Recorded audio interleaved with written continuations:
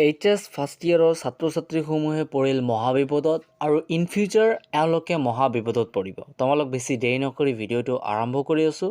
তোমালোকে ভিডিঅ'টো শেষলৈকে চাবা।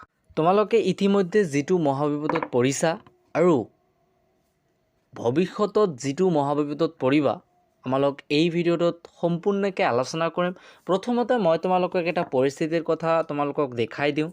তোমালোকৰ নিজৰ ওপৰত এটা বিশ্বাস আছেনে যে এই এইচএছ ফাৰ্ষ্ট ইয়েৰৰ যিবোৰ ফাইনেল এক্সাম দি আছে, এই ফাইনেল এক্সামত পাছ হ'বানে? তোমালোকৰ নিজৰ ওপৰত বিশ্বাস আছেনে? কোনোবাই ক'ব পাৰিবানে যে মই একেবাৰে যিকেইটা মই পৰীক্ষা দিলোঁ, সমূহ পৰীক্ষা মোৰ ভাল হৈছে? কাৰো পৰীক্ষা ভাল হোৱা নাই। কাৰণ তোমালোকে ভাবি আছা কি যে HS first year is the rest year. হয়, ময়ো কথাটো মানো যে HS first year is the rest year হয়, কিন্তু তোমালোকে অত্যাধিক ৰেষ্ট কৰিছা, যাৰ ফলত তোমালোকৰ এনেকুৱা অৱস্থা। যিটো মই তোমালোকক ক'লোঁ যে তোমালোকৰ মহাবিপদত পৰিছা, সেই মহাবিপদ হ'ল তোমালোকৰ পৰীক্ষাৰ হলত গৈ যিটো অৱস্থা হয়। মই দেখিছোঁ এই যে পৰীক্ষা হৈ আছে এইচএছ ফাৰ্ষ্ট ইয়েৰৰ, কিছুমান ছাত্ৰ ছাত্ৰীয়ে পৰীক্ষাৰ হলত গৈ টোপনি পাৰে, কাৰণ তেওঁলোকে নাজানাৰ ফলত কি লিখিব? তেওঁলোকে একো পঢ়াই নাই, কি লিখিব? তেওঁলোকে এটাই ভাবি আছে যে স্কুলৰ কৰ্তৃপক্ষই আমাক পাছ কৰি দিব, প্ৰিন্সিপালে পাছ কৰি দিব, তেওঁলোকে পাছ কৰি দিয়ে। এইচএছ ফাৰ্ষ্ট ইয়েৰত কোনোবাই ফেইল নকৰে, মই মানুহ ফেইল নকৰে, কিন্তু তোমালোকৰ যিটো লছ হৈ আছে সেই লছটো তোমালোকে ছেকেণ্ড ইয়েৰত গৈ গম পাবা যে আমালোক তাত কি কৰিছিলোঁ। কাৰণ মই ইয়াৰ আগৰ এটা ভিডিঅ'ত তোমালোকক কৈছোঁ চাগে যে যদি ABCD নপঢ়া তেন্তে এটা চেণ্টেঞ্চ লিখিব নোৱাৰিবা, যদি ক খ নপঢ়া তেন্তে এটা বাক্য লিখিব নোৱাৰিবা। গতিকে তোমালোকৰ ছেকেণ্ড ইয়েৰৰ ক খ হ'ব লাগিছে ফাৰ্ষ্ট ইয়েৰ বা ABCD হ'ব লাগিছে ফাৰ্ষ্ট ইয়েৰ। ফাৰ্ষ্ট ইয়েৰত কেইটামান মানে ছেকেণ্ড ইয়েৰৰ যিকেইটা অধ্যায় আছে, অধ্যায়ৰ অলপমান থুলমূলকৈ লাষ্টত দি আছে, লাষ্ট চেপ্টাৰত। কিন্তু তোমালোকৰ বহুত ছাত্ৰ ছাত্ৰী মই 100% গেৰাণ্টি দি ক'ম, লাষ্ট চেপ্টাৰটো এতিয়াও আৰম্ভই কৰা নাই। তথাপিও পৰীক্ষা কিন্তু দিয়া হৈ গ'ল। তোমালোকে বহুত ছাত্ৰ ছাত্ৰীক তোমাৰ ফ্ৰেণ্ডক সোধাচোন যে তেওঁলোকে পঢ়েনে, ফাৰ্ষ্ট ইয়েৰত পঢ়িছেনে?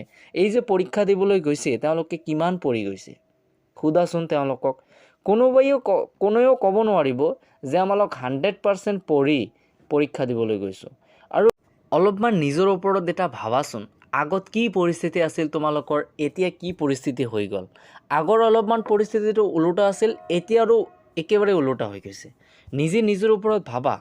আগত তোমাৰ চাই আনে লিখিছে, পৰীক্ষাত তোমাৰে চাই আনে পাছ কৰিছে, কিন্তু এতিয়া অলপমান ওলোটা হৈ গৈছে যে তোমাৰে আনৰ চাই দেখি লিখিব লাগে, নহ'লে তোমালোকে পৰীক্ষাত লিখিব নোৱাৰিবা। কাৰণ পঢ়া নাই, তোমাৰ পঢ়া কমজোৰি হৈ আছে, সেইকাৰণে আনত চাব লাগিব, আনৰ নচলে নহ'ব, পাছটো কৰিব লাগিব, লিখিব লাগিবতো পৰীক্ষাত, নিলিখিলে আৰু বেয়া দেখায়, সেইকাৰণে পঢ়িব লাগিব। অলপমান মটিভেশ্যন হোৱা, নিজৰ ওপৰত এটা বিশ্বাস আনা যে মই এইটো পাৰিম। গতিকে তোমালোকে আগত যি কৰিছা, এতিয়া সেইবোৰ কথা বাদ দিয়ে, এতিয়া ছেকেণ্ড ইয়েৰ ভালকৈ পঢ়া। এনেতে মহাবিপদত পৰিবা। মহাবিপদত নপৰাৰ এটাই বুদ্ধি আছে, সেই বুদ্ধিটো হ'ল এতিয়াৰ পৰাই ছেকেণ্ড ইয়েৰৰ কোৰ্চ আৰম্ভ কৰা। ফাৰ্ষ্ট ইয়েৰত টেনশ্যন নালাগে, ইতিমধ্যে ধৰি লোৱা তোমালোকে ছেকেণ্ড ইয়েৰত উঠি গৈছা, ঠিক আছে। যদিও পৰীক্ষা তোমাৰ এতিয়ালৈকে শেষ হোৱা নাই, তথাপিও মই তোমালোকক কৈ আছোঁ, তোমালোকে ধৰি লোৱা তোমালোকে ছেকেণ্ড ইয়েৰত উঠি গৈছা, ঠিক আছে। তো তোমালোকৰ ফাৰ্ষ্ট ইয়েৰত ইমান এতিয়া গুৰুত্ব দি লাভ নাই, তোমালোকে এতিয়াৰ পৰাই ছেকেণ্ড ইয়েৰত আৰম্ভ কৰা।